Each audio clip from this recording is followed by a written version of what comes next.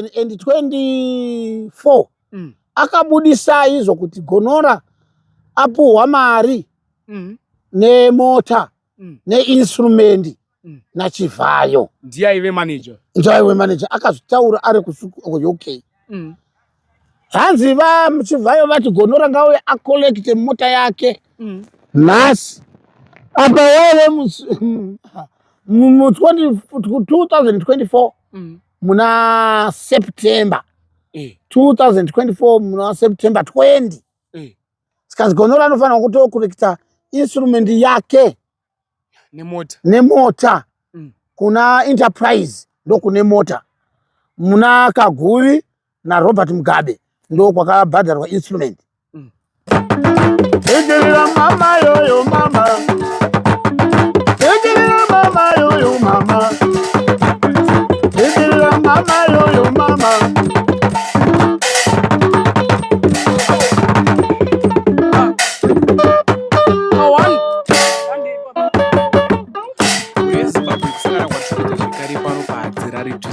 Pano patokuzivisa zviri kuitika munyika yedu yeZimbabwe. Asi makanditarisa muzuva ranhasi ndinava Gonora. Vazhinji vanovaziva vachiridza magitari muguta reHarare mutauni. Asi toda kukurukura navo nyaya dzakati wandei dzatichataura nezvavari kushuvira nezvavari kuda. Makadii vaGonora? VaGonora vakasimba zvavo pane dzino nguva. Riri sei basa?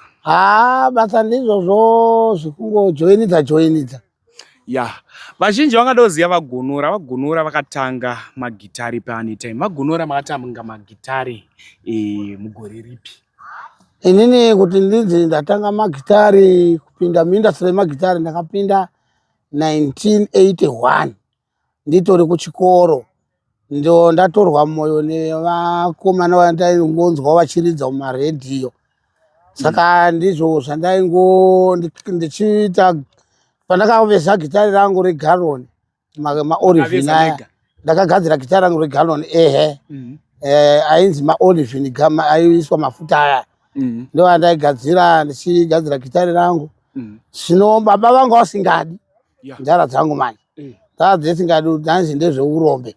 Nemhaka yekuti kune vamwe vanhu vaingoti kana angofunga zvedoro aingoenda mumabhawa achiridza gitari rake achitengerwa doro achingoenda akangoenda achingotetereka nenyika achingotengerwa doro achiinda mhuri ichisara chitambura. Saka ivo ndo zvavaiti ndo zvingazoitawo mwana wangu.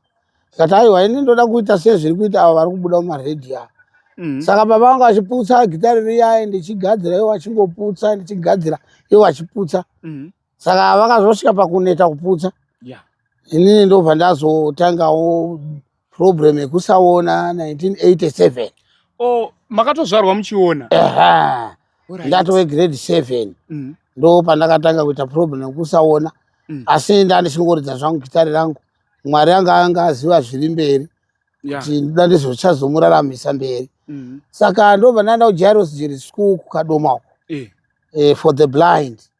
Saka ndobva ndadzidzako 88 na 89 ndiri kuprimary level. Hozi ndakadzoka kumashure pandakakanganisika maziso ndandiri grade 7. Saka ndakakanganisika ndichida kunyora grade 7 pandakangotarisa mapepa egrade 7 funa kuti mazuva acho tainyora masubject 2 English neMaths. Saka pandakangotarisa bepa reEnglish ndobva maziso angu adzima. Ndobva ndasumudza vaGonora. Pamakatadza kuona makambofambawo? Vabereki vakambofamba but kufamba kwacho kwakuri kukuita zvekuneta. Zvekuzvinetera kuneta kuya kwautira vanhu kufamba kwacho havana hanya nazvo. Asi ndofunga vakatozopindwa nepfungwa yekuda kufamba after a year. Zvakutonzi maziso avo ata beyond repair achatoiti. Alright. Saka maenda kuJairos Jiri ndo patanga tiri. Pandaenda kuJairos Jiri paya ndo pandaenda kodzoserwa mugrade 6.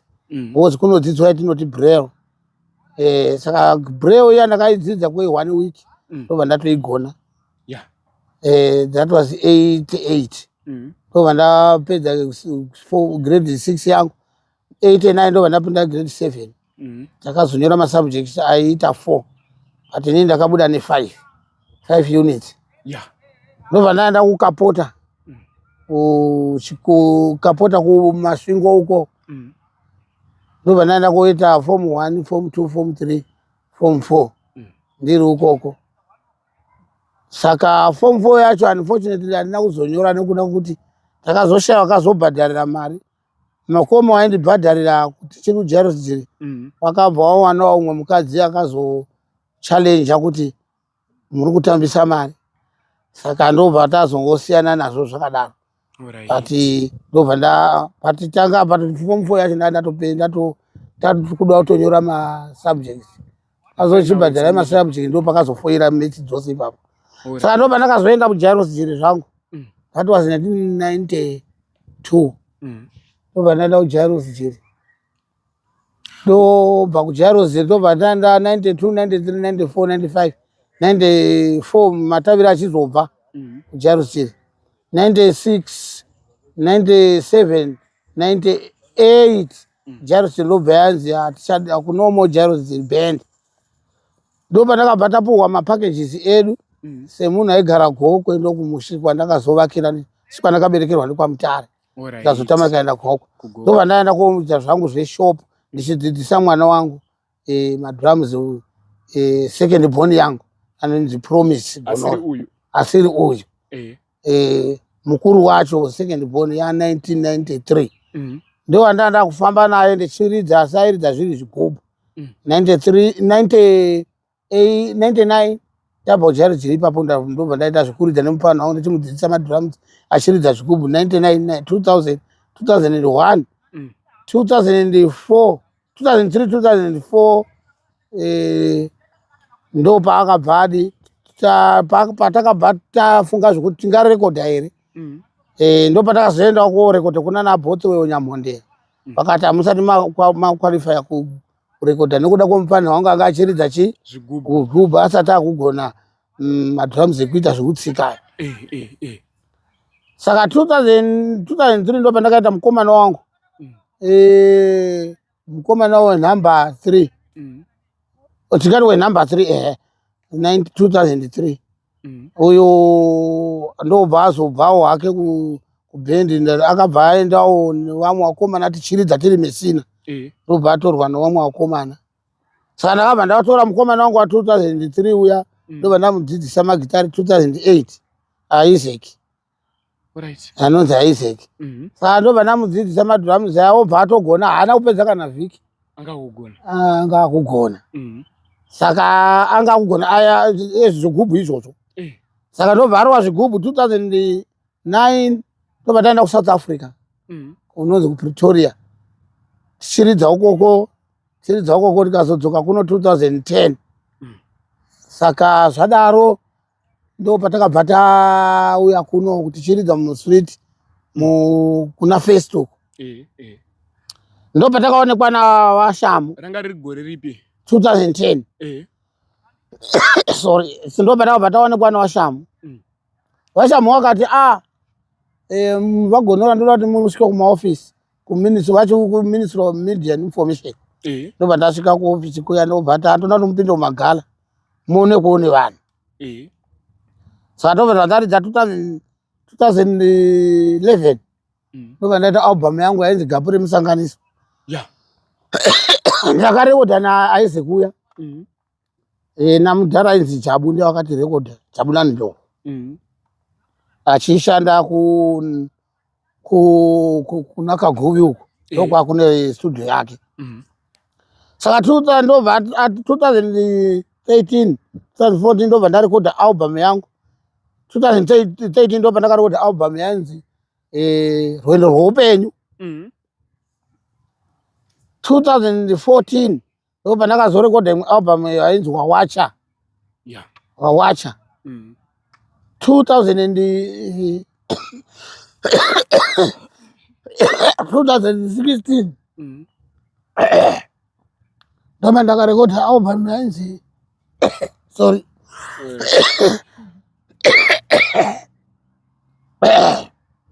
yainzi Rwendo rwoupenyu 2016. Saka kwakazouya umwe murume anga achida zvekundibatsira. Aida kukusimudzira. Akaenda kundisimudzira. Ainzi Maro, Amaro Amos. Akauya neumwe murume ainzi Pana. Pana uya aibva kwaiti ku USA. Pana anga ari murungu. Aibva United States of America. Asi uyu anga ari muZimbabwe. Amaro Amos uyu. MuZimbabwe. Ndobva vauya vakati vagonora.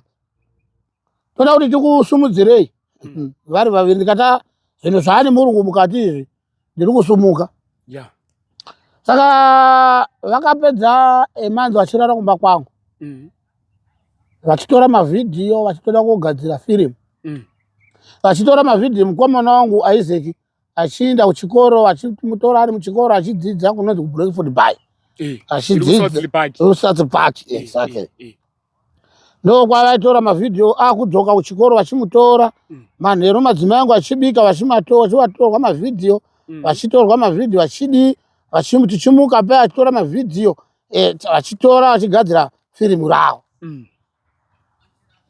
Firimu riya ndobva rapera after a month muri muna July umomo 2016 muna July. Saka July wose vanga vachiita madhiri iwawo vachirara kumba kwangu. Vachitora mavhidhiyo saka vakagadzira firimu ravo. Saka muna August 1 2016 iyoyo ndopa vakabva vadzoka bheki vari tu kupi uyu wakadzokerawo kwako UK ndo kuna Amaro Amos. Ndobva adzokera kuUK.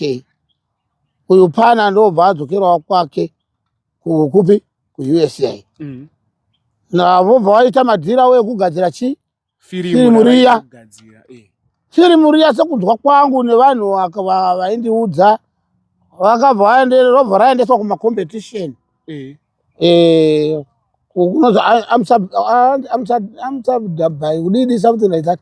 Pane nzvimbo iri ukoko ndokwakune makwikwi emafirimu avo. Asi iroro ravakatora kumba kwangu aindo rakaita number 1. Firimu iroro raita number 1 kudaro. Ndobva vangwarirana uyu kwakutiza nemari Pana uyu anga asiri muZimbabwe. Murungu uyu. Maro ndobva atizwa nemari naPana. Pana ndobva aenda kuGreece. Nanhasi ndo kwandiri kunzwa kuti ndo kwaari Pana. Haana kuzodzoka bheki kuti vagonora zvinhu zvedu zvakafamba so. Atiza zvachose. Vabva vaenda zvachose. Uyu Maro ndobva ati vagonora ini ndokuziva kunobva mukoko. Kune mukoko ini ndokuziva Pana hapana zvawaita. Hapana zvawaita watamba nenguva ini ndokuziva kunobva zvinhu. Ndobva adzoka futi Maro. MuZimbabwe nodu. Ndobva adzoka 2019 before corona. Muna akauya muno muZimbabwe musi wa 5 July 2019. Vaine umwe murungu ainzi David. Anobva futi kuUSA ukoko. Saka ndobva vauya vati kuri kuraneni kumba. Kati vagonora tiri unongwa kutoda kuti tikurekodhei yatinoti album kwedu kwawo kuna kuUK kuna naAmerica inonga ine masongs anodarika 9. Ndo yatinoti album. Saka ndobva taita mapractice 22 songs nevakomana vangu. Tapedza kuita practice taona zvinhu zvedu zvava perfect. Ndobva abhuka studio paKarepaya yaOliver Mtukudzi. Tobva taenda koita 2 weeks tichirekodha tiripo paKarepaya. That is 2019 iyoyo. Iri muZimbabwe kuNorton. Saka takarova 2 weeks. Because tachida kuti zvinhu zvedu zviite perfect. Saka tapedza uyu akabva ati vagonora inini I will never forget you. Murungu chagara ndichikurangarirai ndini ndatora masongs enyu ndina Amaro saka mare ndinokusira isara ne600 masara ne600 muchadi mundichasara ndichaona kuti tichaita sei tongokurangarirai ndobva vaenda vako but angoni update yeDavid uya taapakati nealbum yedu taapakati asi tichabudisa takati saka first paati panofanirwa kubuda maalbum 2 saka first album yakabuda muna November 2019 iyoyo musi wa4 ndobva kabuda first album ndobva yarira zvokurira zviya kunana USA nekunana UK panana BBC ana mukoma Shadrack ndo yakanyanya kurira kozi ndiye yanga iri pa video saka yakarira zvokurira zviya kuti Gonora Sounds izikamwe kunana UK yarira kudaro ndobva Maro David uya ndobva aenda naMaro aenda kudaro ndobva Maro meno kuti chii chakazoitika vari tukoko kwakuvhiringidzana handichazivi vakavhiringidzana sei ukoko ndaona Maro uya wadzoka futi after corona nomumwe murungu futi wekuItaly ainzi Ferdinando anogara kuMilan zvikanzi vagonora kune murume akauya kwandiri achiti ndoda kuona munhu uyu wamakarekodha masongs ake anonzi Gonora ndiye anodaro manje ndi Ferdinando ari kutaura naMaro zvikanzi munondomuona sei kazi na Ferdinando ndomuziva handei kwaanowanikwa kuZimbabwe ndobva vauya kuno ndobva vauya kumba kwangu kwakutaura neni naFerdinando uya muItalian vakati ndoda kuti mundirekodhowo ndoda kuti mundifiche pasong yangu inonzi Tambure kureva kuenzaniswa kuvanhukadzi nevanhurume mikana kuenzaniswa kwayo saka ndoda kuti muimbe neshona nekuisa gitari ini ndochikuimbawo nechekwangu chiItalian that was 2022 2022 I mean 2022 muna May mwana manje musi wa 15 May 2022 ndobva ndarekodha album yake kune imwe studio iri kuna Samora uko ndaikanga mwangu kuti inonzi chi studio iyo saka ndakaimba nechishona nechirudzi chekwedu chishona ichochi ashandisa chake ndobva asenderwa ndobva amixa nekuita zvese ukoko ndobva aita number 1 vahwina award nezvimwe zvakahwina ukoko dzimba nechichi akahwina ndobva ataura zikanzi vagonora song iya yakabooster zvakabooster song iya ndichada kuti muuye kuno kuItali tipemberere tichifara ndozoona kuti after that ndokuitirayo chii saka ndobva ndadaidzwa ukoko akatumira mari kuna Amaro achitumira vagonora waite mavhiza waite everything zvese zvibude saka ndobva tatura mavhiza chichi zvese ndobva zvabuda saka ndobva zvadini zvaita musi wa 14 August musi wa 14 August 2022 ndobva takasumuka kubva muno tichinda kupi kuItali tikasvika musi wa 15 saka kureva kuti musi wa 15 tichinda mberi tichiita mashows tichifara tiriko tichipemberera tichiridzira vanhu tichifara tichidi tiri ukoko maona mai after that ndobva uya Ferdinando ndobva Gonora chindai mudi ndokuisirai pai mari yenyu yekuti muye ndikubetserewo kuti maita basa ndakahwina sezvamakaita ndikati chiregai muise muwako akaunti yamanager vangu maisa muakaunti yamanager wangu ini kana ndava kuZimbabwe ndozodi ndovhura akaunti yangu ndozoisirwa muakaunti mangu namaneja uyu. Ndobva ndabva kuZimbabwe. That was musi wa January 25. Vagonora yaive mari yaitaurwa tingaitaura hedu pamhepo padera kana kuti tongosiya ingori hanged zvayo vanhu vangoziva takapuhwa mari yakawanda tongoti yakawanda zvokuti yaigokwanisa kutenga instrument yangu nekutenga mota nekutenga imba nekuzokoresawo vashandi vangu vanova ndishanda navo yanga yakawanda. Zvadaro inini ndobva ndauya kunoku ndavhura akaunti yangu CBZ. Ndavhura akaunti ndobva ndataura kuti Mr. Amaro ndavhura akaunti chisai mari ya ndobva ndaisiwa 1000 pamari yese ndikati 1000 ndo ingatenga instrument nemba nemota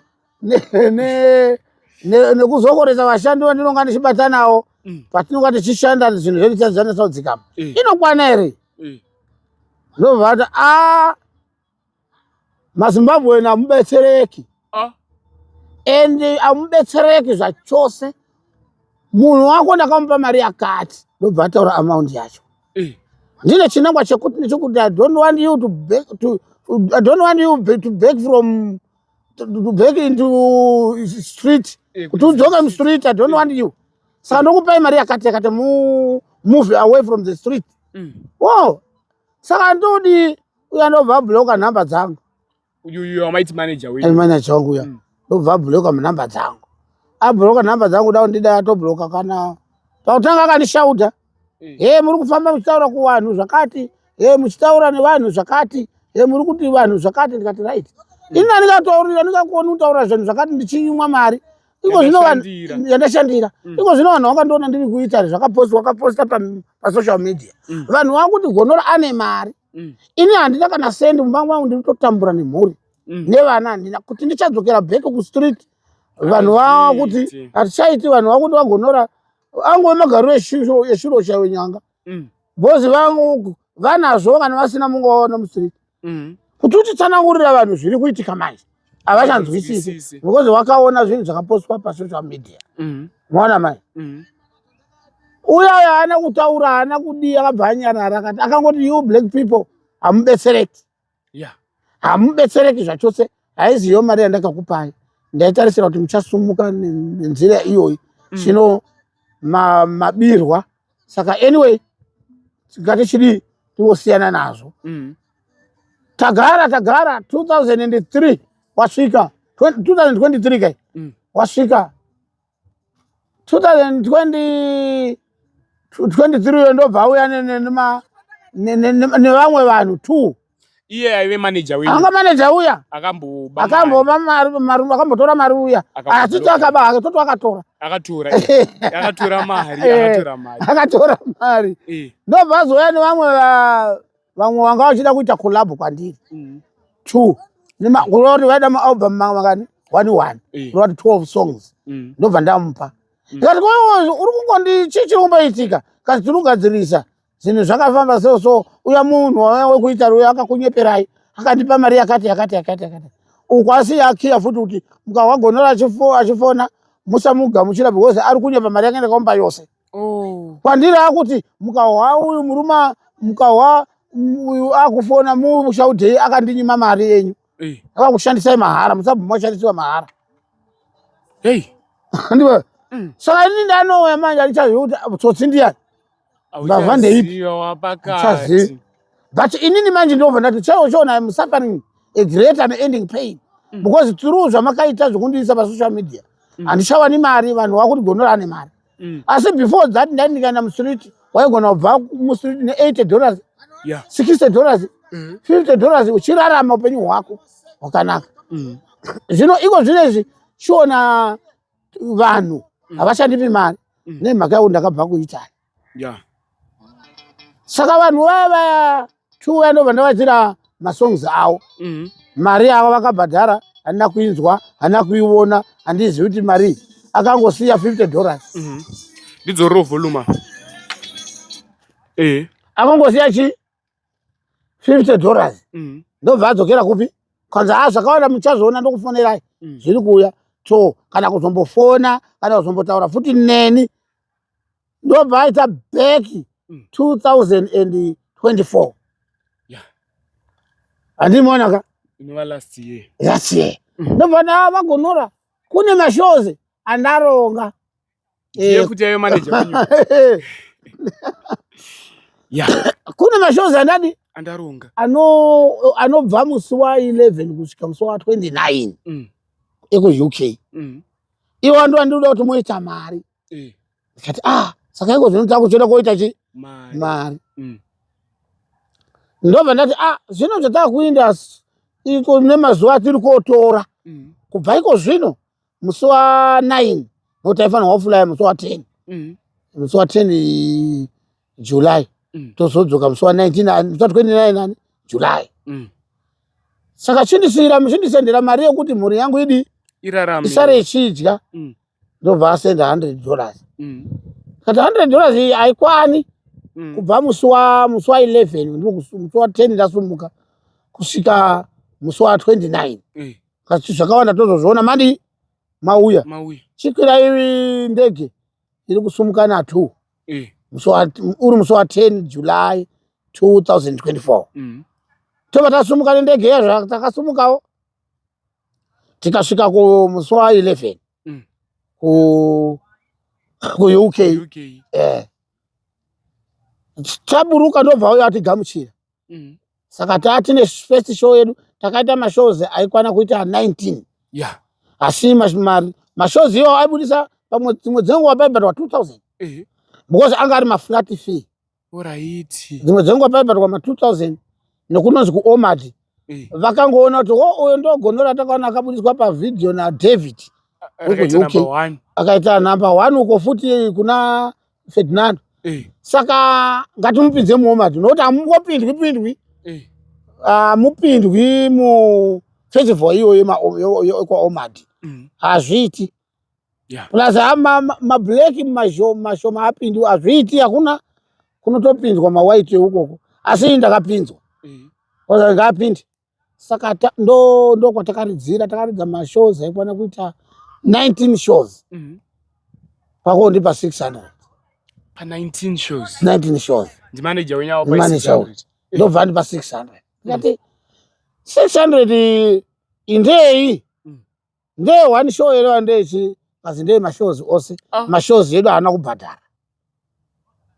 Apa zvoposiwa pa social media kuti akomentarisai varungu atiri kuridzira vagonora sounds. Tarisai muone vanhu vari kuenjoy vachiridzirwa nagonora sound.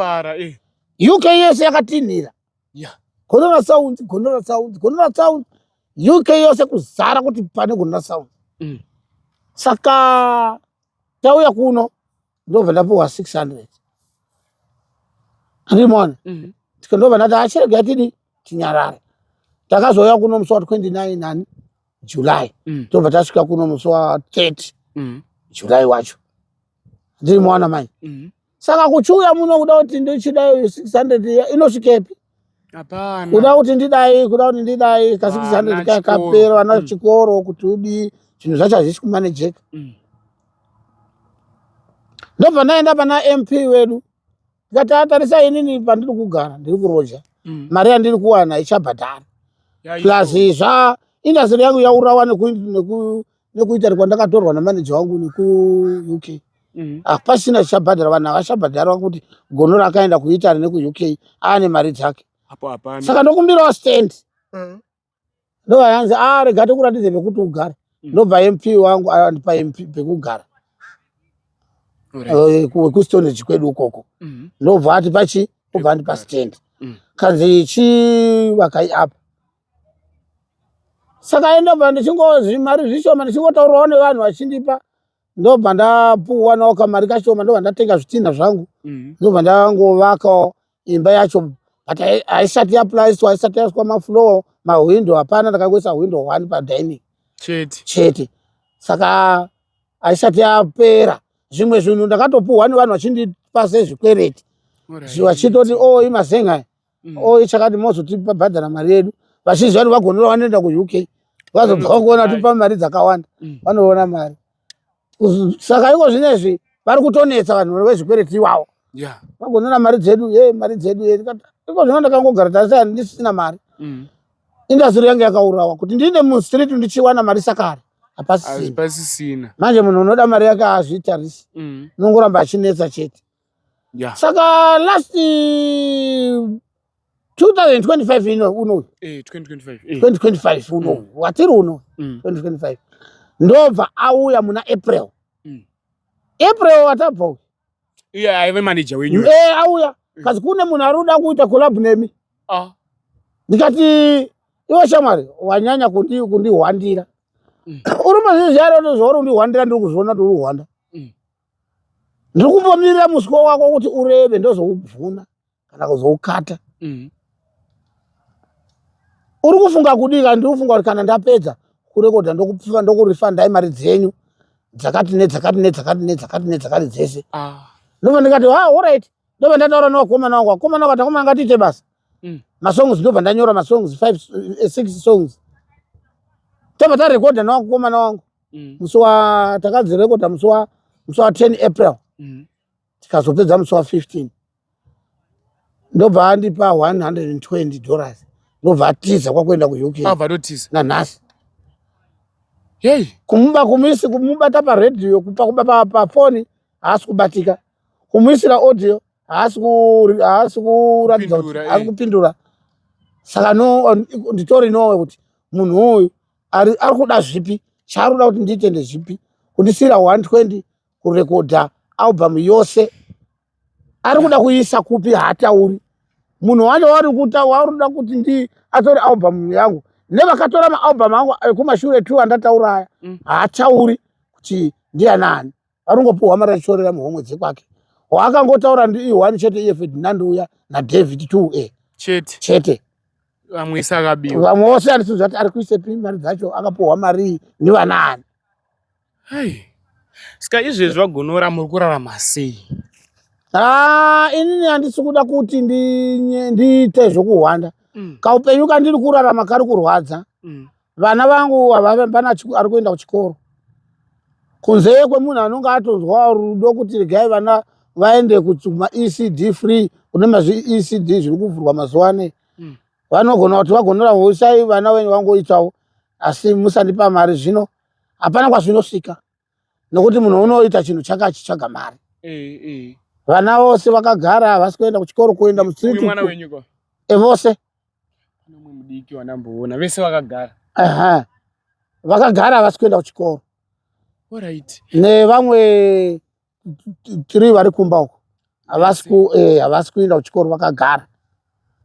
Kubudikidza nekushayiwa kutoshayiwa pekutangira. Because iko zvinezvi takuenda tichiridza mustreet. Because 600 yandakapuhwa hapana kwainosvika. 120 yandakapuhwa manje muna April hapana kwainosvika. Yakabva zvabva zvatovharana. Saka iko zvinoda kuti ndikauya mustreet unogona kuenda umba $4. Unogona kuenda umba $3 muswere wose. Unogona kutoenda kumba kwacho zvokuchanjadzira zvokutokumbira makombi kana kutokumbira mabhazi. Mushure mekunge waswera zuva rose uchishanda usina mari. Vanhu vachingoti Gonora ari kuzviitisa ane mari. Apo pasina chabuda. Unotogona kutoita zvokutokwereta chikafu kune munhu kuti vana vangu ava vadya. Ndimahwapa kuti ane zhara. Iko zvinoti ane nzara vabvira kushanda makuseni. Hapana kana $1 rapinda mupuleti. Vanhu vari kuti Vagonora vane mari. Apo hapana. Apa hapana. Kumba izvezvi unogona unosiya kunisina kana hupfu kana chii. Alright. Vanhu vachiti Vagonora wakaenda UK, wakaenda kuItaly. Apa hapana chakabuda. Saka inini ndiro zvandiripo pakutaura kuruzhinji rwevanhu. Vangadai vakateerera kana kunzwa panguva ino. Kuti Gonora sounds is suffering a great and ending pain. Daniel Gonora is suffering a great and ending pain. Kubudikidza neuyu muvhesi anonzi Amaro Amos akauya kwandiri achiita madhiri ose aya ndambotaura. Zvakukonzera kuti ndichisafa nemhaka yekuti ndikachinda mustreet hakusati chabuda. But before ndichandaenda kwese kuna Italy. Ndichandaenda kuna na Italy na UK. Mari ndandisikambo vanhu vatouya kwandiri vachikwereta mari. Even wemashop vatouya vachiti Wagonora ndiwedzerewo mari ndoda kuhodha. Nekuti vanhu vaiziva kuti Wagonora vanoraramira mustreet. Vanoraramira mustreet. Vakaenda kuItaly vari kuti zvadhakwa. Vari kuti makadya mari. Makapuhwa mari yekuwanda iriko kumba. Because kabrief kevanhu kanoti kana uchinge wangokwira ndege mari yako torembera muhomwe dzako. Yazara. Yatozara. Apo yakabiwa yese. Apo yakatorwa yose yakaenda yakabiwa. Yakatorwa yose. So ndizvo zvandiri kutaura kuruzhinji weZimbabwe kuti dai papana nemoyo murefu vaigona kubatsira pane situation yandakatarisana nayo. Ndinonyanya kutenda zvikuru hanzi zita rekambani vaHatirari. Ndinovatenda zvakanyanyisa vakonzera kuti tibude pasocial media. Zvinzwikwe nevanhu kuti vanhu vaverenge nekunzwa nekunzwisisa. Saka ndinokumbira kuti maZimbabwean zvipinde muhana dzenyu kuti Gonora Daniel is suffering a great and ending pain. Panotoda rubetsero rwakasimba rwekuti ndigone kusumuka kubva pandakasiyirwa neNamaro wekwaAmasi. Ndinotenda. Alright. Pane nyaya ndambonzwa vaGonora. Inga ichinzi mota kwava Chivhayo. Napo ndandapasirira 2024 akabudisa izvo kuti Gonora apuhwa mari nemota neinstrumendi naChivhayo. Ndiye manager. Ndiye manager akazvitaura ari kuUK. Hanzi Chivhayo vati Gonora ngauye akolekte mota yake nhasi apa wale mu 2024 muna September 2024 muna September 20 sikazi Gonora anofanira kutokolekta instrument yake nemota kuna Enterprise ndokune mota, muna Kaguvi na Robert Mugabe ndokwakabhadharwa instrument. Ndakauruka nekujamba nemufaro ndikati vaChivhayo vandirangarirawo. Saka zvondoita izvi ndezvekuti mota yavari kuti vandatengerwa iyi yakanaka. Ini samusician ndakarara ndichironga nemudzimai wangu izvo ndiri kuronga dondo. Ndiri kuronga dondo ndikati GD6 imota dzakakosha dzisinga yokuti dzinodhura nyangwe kugadzirisa kwacho. Saka zvandichaita ndichatsvaga munhu wokuitengesera. Kana ndatengesa ndotenga mota ndinogona kufamba nayo diki isingazodhura pakugadzirisa. Ndotenga imwe yekuzoisira mainstruments angu. Kana ndikatengesa GD6 neuremu hwayo zvinhu izvozvo zvinokwana. Ndikatengawo kafani kangu ndotenga nikachirori kangu kuma 5000 zvinokwana. Izvo ndiri kuronga ibhasikiti ratizirai randani chigadzirwa. Ndatsvaka driver wangu ndabhadhara driver wangu $20 kazi ndibhadhare ndokutorerai mota yangu. Ndaenda kuna Enterprise kuya ndasvika namba dzandakapuhwa ipapo dzacho dzadaigwa kazi mirai tiri kuuya. Ndiani ndikandini waGonora kazi mirai ndiri kuuya. Ndobva asvika kazi vaGonora tinokuziva tichiona muchipuleya pai mustreet. Saka hanzi mapuhwa mota naChivhayo ndiani wakadaro. Ndobva ndataura kazi inhema munhu ari kutotsvaga kuti arve mari nemi, ari kutotsvaga kuti akushandisei. VaChivhayo zvavanoita kana vachida kukubatsirai vanotuma vanhu vavo pamuri votora mavhidhiyo vozviisa pasocial media nemota yacho yavari kuda kukupa yacho iyoyo yobva yabuda vokuudzai zuva rekuuya kukolekita mota iyoyo. Saka munhu ari kutotamba nekutaura ari kutokunyeperai. Apa ndabhadhara munhu $20 kuti adrive. Munhu uya kuti uchizvoti chini pa$20 yangu unoti mandisiisa mabasa angu. Azvichaita vaGonora. Ndikati alright chiregai ndimhanye kuna Robert Mugabe naKaguvi ndohwa nezveinstrument. Kusvikako the same story. Kanzi hakuna nyaya yakadaro instrument yakabhadharwa kuno. Hakuna instrument yakabhadharwa. Munhu ari kutokunyeperai. Saka mimi nemunhu iye dai manatsa kugara naye pasi mutaure naye muti arege zvekukunyeperai asiyane nezvokubudisa inhema pasocial media. Kufadza inenhema. Alright. Ndo nhau yacho iripo yandandasiya iyoyeyi. Ari kungoenda mberi achispreada nhau dzake dzisina kunaka. Yeah, fake stories. Alright. Zvekuti kana achisvika kuvanhu, vanhu vanobvaona sekuti ndezvechokwadi. Apo ari manyepo. Kufanana nekuti pane mota yatsika munhu apo. Wanzwa ero kuti munhu atsikwa apo kazi ndimai vako. Uye haana marambiro nekuti unoziva kuti mota yatsika chi munhu. Uye uchati ichokwadi wena. Ndinozwa kuti patsikwa munhu apo serega ndoona kuti ndimai vangu here. Mai vako watsikwa apo. Izvo havasiriwo. Asi pangotsikwa chi munhu. Muri kuona ndo zvaari kuita kuti ndo zvaari kuita munhu iyeyi kuti vagonora tiri kuvaisa papotsi pamasocial media vazowana mari yakati vazoda nemhaka yekuti vakaenda kuUK vakaenda kuItaly saka vaane mari vakazopuwa mota nachivhayo saka vaane mari achinyepa. Alright. Saka dzese ndichitaura muri weZimbabwe inhema. Ndini ndiri kuzvitaura inini muridzi wenyaya inhema kunyepa. Yeah. Alright. Ndofunga manzwa situation ina vagonora. Namba dzavo ndichaisa pascreen. Varoda kuvabata, varoda kutaura nawo, varoda kuvafonera. Namba dzavo ndichaisa pascreen ende ndo namba dziri active dzamunokwanisa kuvabata nadzo. Ndichadzinyora kuti vagonora ndoisa pascreen. Dzango futi hatirare dzinge dziripo pascreen vanenge vatadza kubata dzavo tokusvitsai pavanenge vari. So vagonora toti mumboradza vanhu chipo chiri mamuri. Tinotenda. Yeah. Mukomana uyu hani ndiye anoridza mauya. Ndiye akuridza pari zvino anonzi Proud. Alright. Proud bucket ugarire. Ndisati ndapinda mukuridza pane kana zvanachoda kutaura muchidimbo. Ndezvekuti vanhu ngavachirega kulaika Gonora Sounds. Nekuti Gonora Sounds iri kushandiswa nembavha. Haisi yenyu. Haisi chari yangu. Inini yangu ndiri kuvhura manje inonga yakazi Daniel Gonora and Gonora Sounds Plus. Yeah. Kwese kuma platform ose. Daniel Gonora and Gonora Sounds Plus. Ndo ichanga iri page rangu pama platform ose. Iyi yakanzi Gonora Sounds haina Daniel Gonora. Siyana inayo ndeyembavha, ndeyematsotsi, ndeyekubirwa. Ndofunga mazvinzwira muri weZimbabwe. Ndofunga mazvinzwira mashoko abva kwavari. Takuda kuti mumboridza anti. Tinotenda.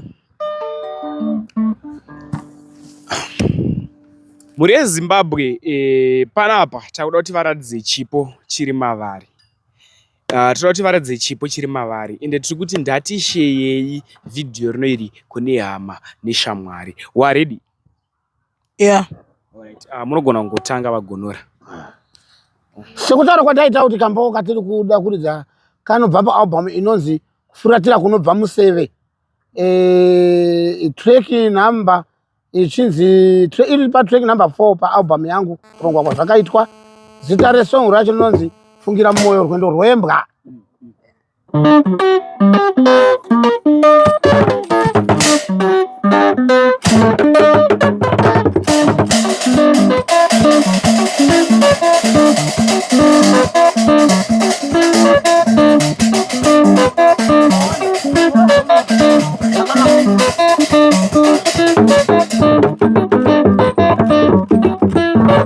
Zvakaita fungira mumwoyo maiwe Rwendo rwembwa dosina utauro. Wakaita fungira mumwoyo maiwe Rwendo rwembwa dosina kuoneko. Wai!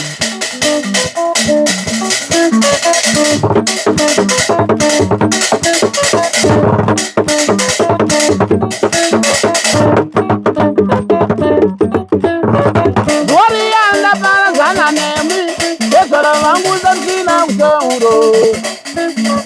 Dorianda kusiyai Watezara vangu dosina kuoneko. Wati mukwasha zara nengendendo. Vimbira zara jengetendo. Iye mwana zara jengeteke. Kutinda vakuyenda.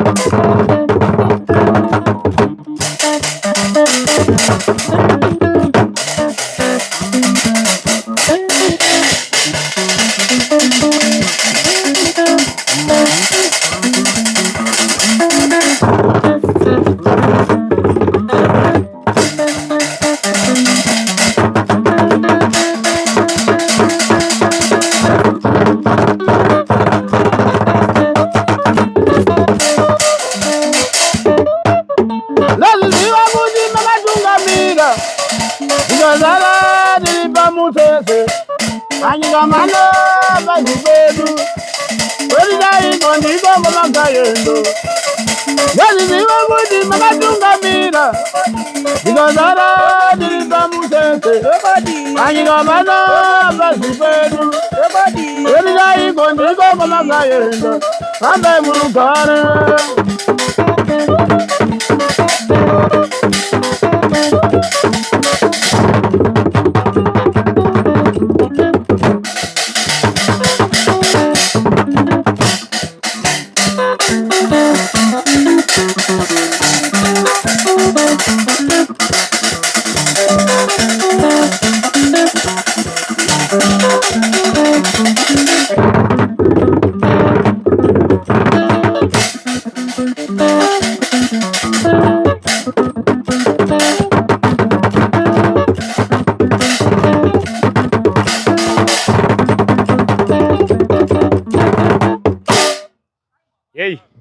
Kambo akanga kakanyorera mushure kwekunga tezvara vangu vashaika gore rapera iro muna April musi wa 15 April ndo pavakashaika saka ndo zvakandikonzera ndinyore kamba wakati sewe wakaenda usina kuoneka wakangoita fungira moyo rwendo rwembwa nokuti ndani changobvako vaona kugweru kwavakashaikira General Hospital ndobva ndauya kunokumba uku Harare saka ndobva ndakazoti ndakabva kuhara kugweru kwese uku hauna kundioneka sei makangoita fungira moyo rwendo rwembwa sei musina kuoneka saka anozifungira moyo rwendo rwembwa kari paalbum yangu inonzi yani furatira kunobva museve. Alright, munokwanisa kuridza imwe? Ndinotenda iripo futi paalbum inonzi furatira kunobva museve zita resonga ichinzi Vegodo. Album iri kubuda rini? Riri kupera kugadzirwa nechina zviva kuti as from Friday next week rinonga ratoura kutobuda. Alright, ndofunga manzwa maplatform avo aya avambotaura ndokuchawanika album iriri ende richapostwa panyepenyuro yemaplatforms avataura, so munokwanisa kuridza imwe? Tinotenda.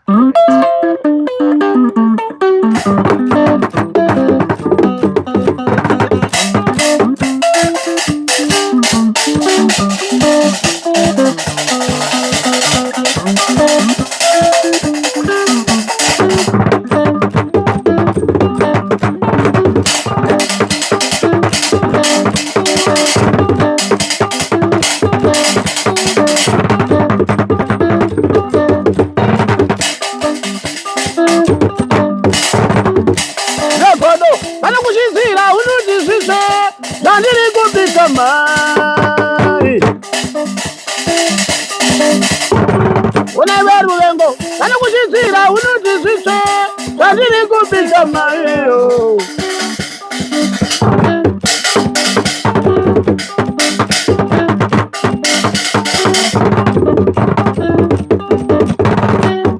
kusaziva kana kuchizira kuti zvibve saziva kufa maiyo kusaziva kana kuchizira kuti zvibve saziva kufa maiyo.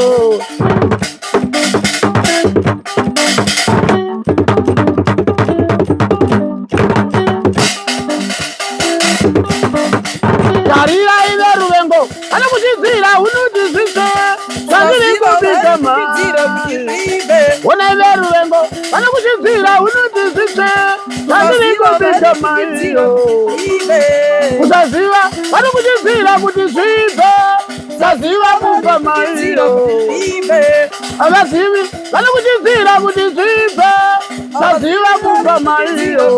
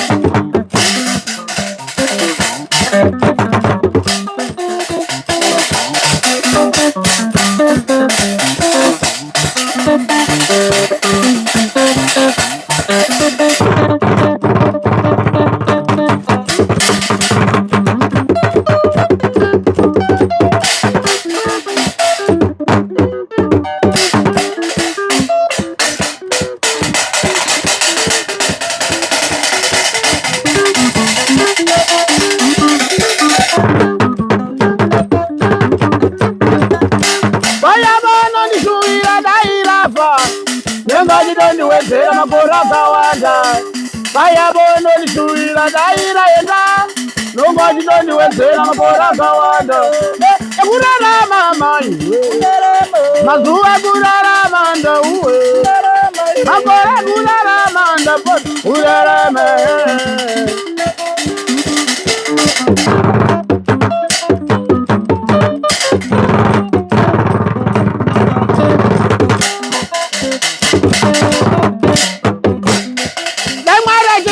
pfungwa dzedu vanhu taura kudai ndodai usipo kamwarateedzera zvinoda munhu chete taura kudai ndodai usipo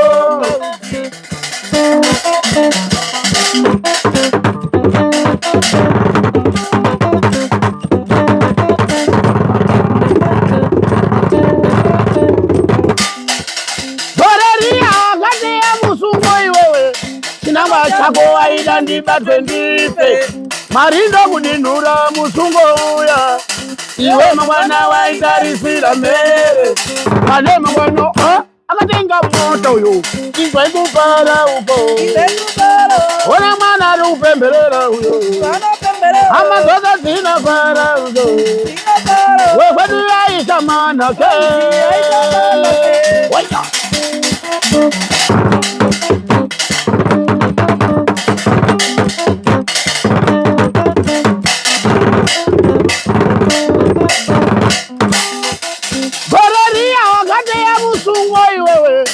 chinangwa chako waida ndibatwe ndife marinda kudinhura musungo uya iwewe mangwana waitarisira mere wanei mangwano akatenga bhazini izwa ikupara upo hama dziri kupemberera wekwedu ari kupara uko hama iwese mabaso izwa ikupara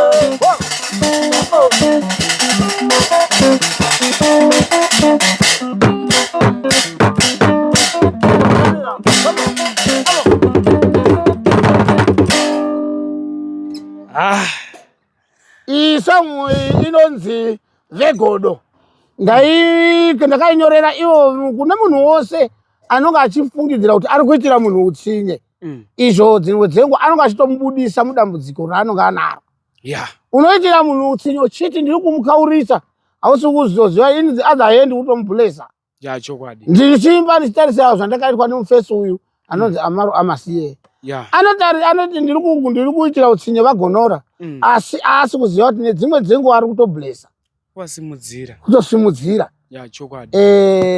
ndo saka ndakanyora nziyo inoti vegodo vanokuchidzira huni vachandi kuti zvicho zvandiri kubika havasi kuziva ndagadza mazondo mazondo anotoda huni dzakawanda